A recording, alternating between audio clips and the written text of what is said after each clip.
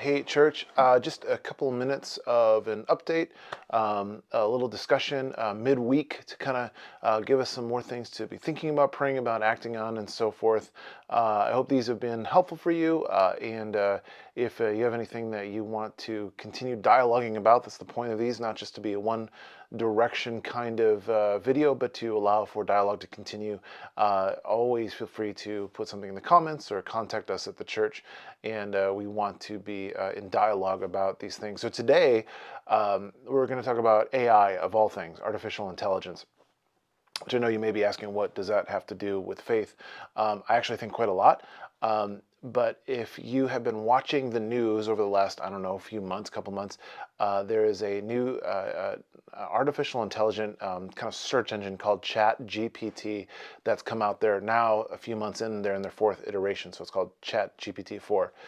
And what you do is you enter in a question or a dialogue, kind of like you would a search bar in Google, and it will spit out an answer, not a list of websites like it would in a normal search engine, but it'll actually interact. It'll answer the question. You can ask it very specific, very particular questions, and it'll answer them using intelligence that it finds as it searches throughout the web. So it engages with you on a dialogue, and people are using and utilizing this, even though it's just a few months old, all over the place. It's actually changing the way that we receive information and changing the way that we will interact with information right before our eyes. This is a specific turning point, I think, in our culture that we will look back on and say this is when AI, artificial intelligence, entered into our world on a more consumer daily basis.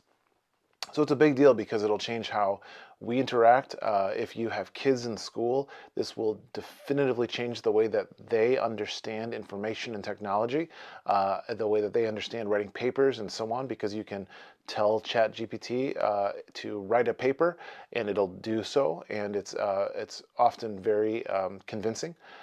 There are some issues that we'll talk about. So it changes the way that we're going to understand information. So it's a big deal for how we interact with in the world. So I just want to share just a couple thoughts with you on this idea of what do we make of AI and artificial intelligence. Now, what I want to hopefully get across today is I'm not against it at all. It is what it is. We'll talk about that in a moment.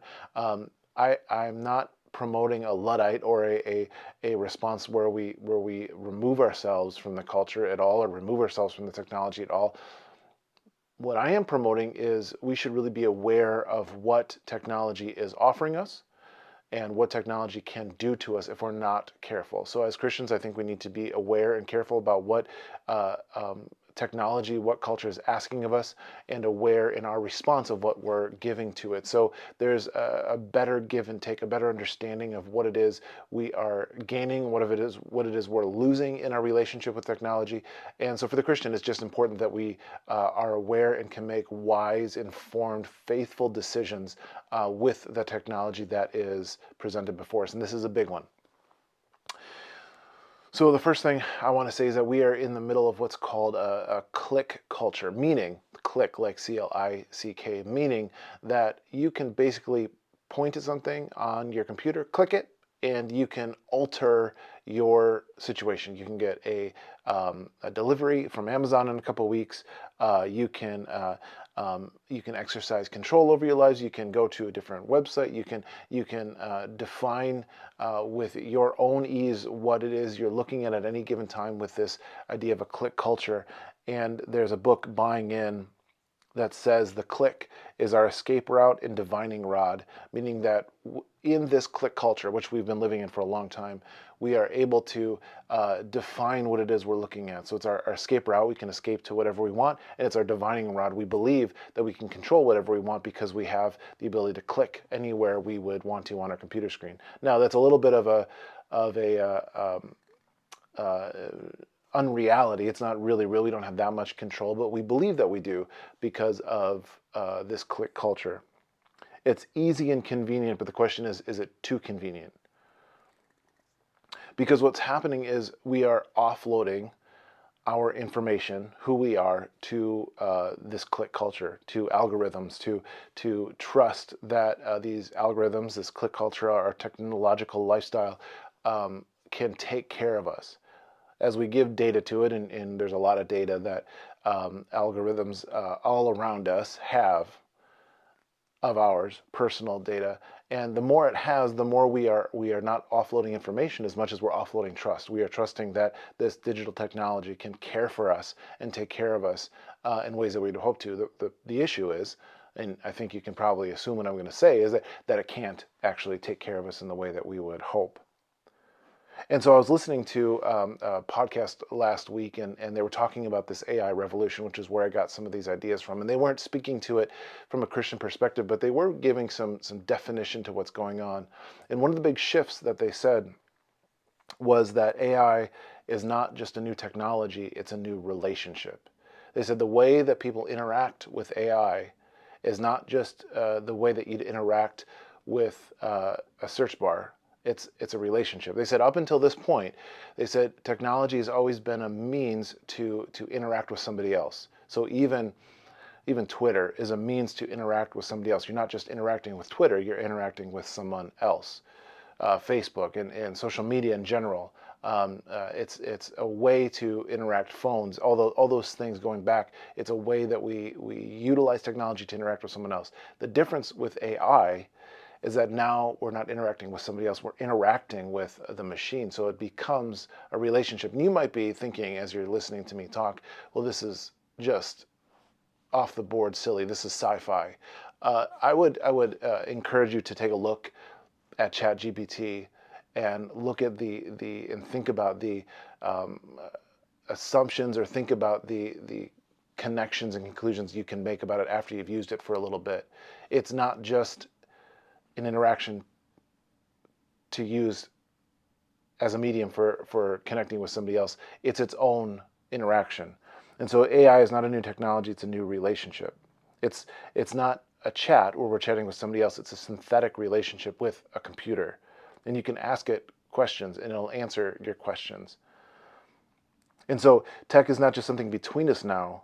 Tech is the other side of our relationship. It's to be used to be in relationship with. And this is really important to understand as we talk about what does it mean for us to live faithfully in the world as Christians. I'm not saying we shouldn't use AI or technology. We're in the middle of a technological revolution. We can't escape the technological revolution. I don't think we're supposed to escape it. I think we're supposed to understand it, which is why I'm talking to you about this today. We just have to be aware of what these things mean and continue of value to be as human as possible, that we want to remain human with each other. We don't want technology getting in the way of our human interactions. Use them, utilize them, but we want to maintain a real humanity, the humanity in community that Jesus calls us to be in. So we're in a technological revolution and we can't escape the technological revolution. And so a couple things I want to invite you into is to, one, pay attention to what you trust. Because when we make these technological updates, these innovations, we're often not just using a new technology, we're trading in for something else. And part of the way we understand what it is we're trading for is by utilizing it and using it. So just trying to escape it and not use it isn't really the answer. Also, just buying into it without thought isn't the answer. There's got to be a way that we utilize it with thought. So we have to pay attention to what we trust. We have to pay attention to what we give ourselves to. We have to pay attention to who it is we're talking to.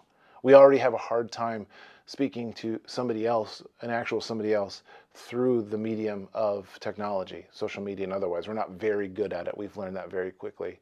And so what does it look like for us to trust ourselves with AI? What does it look like for us to trust ourselves with increasing levels of technology in between us?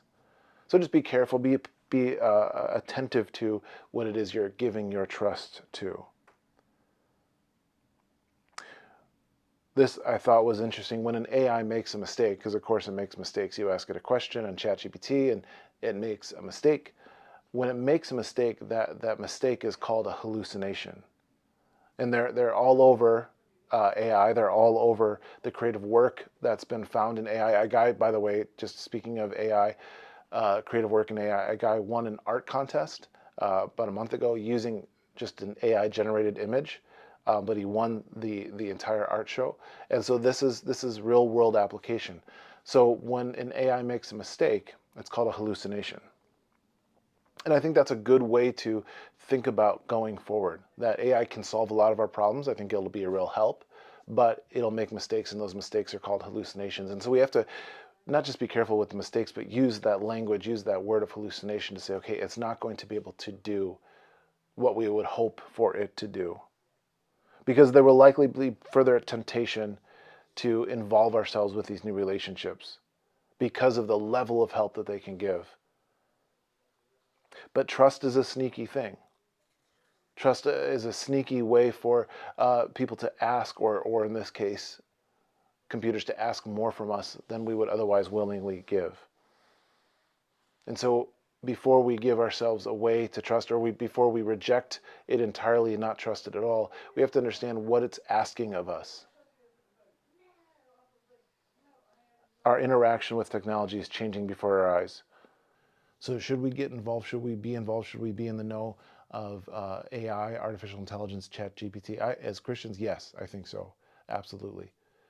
But we should be aware of what it's asking of us, be wise about what it's asking of us, and be able to utilize it in a way that's not rejecting of it, but utilizing it in a way that helps us to understand how to maintain a depth of humanity and community, and not trade anything for those things, because that's how Christ has come to us, and that's how he communicates to us, is through the church, through his word, through actual relationship.